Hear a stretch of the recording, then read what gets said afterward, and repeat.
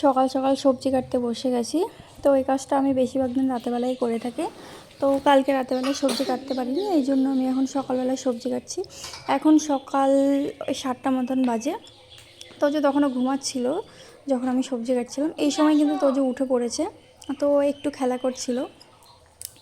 আমি শাকগুলো কাটতে কাটতে ভাবছিলাম তোজো যদি এখন উঠে যেত ঘুম থেকে, তো আমার সাথে বসে বসে সবজি কাটতো।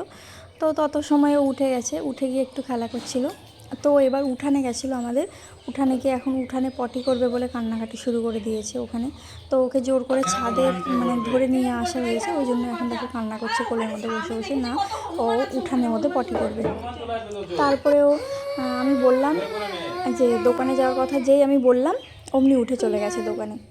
দেখো কিছুক্ষণ বসে বসে কান্না করেছে, তারপরে দোকানে চলে গেছে বাবার সাথে। তারপরে ও দোকানে যাওয়ার পরে দেখো আমার সব সবজিগুলো কাটা হয়ে গিয়েছে। এবার আমি রান্না করব। আমাদের আজকে নিরামিষ। তোমাদেরকে কি রান্না হচ্ছে আমাকে কমেন্ট করে অবশ্যই বলো। টাটা, সবাই ভালো থেকো, আবার দেখা হচ্ছে পরের ভিডিওতে।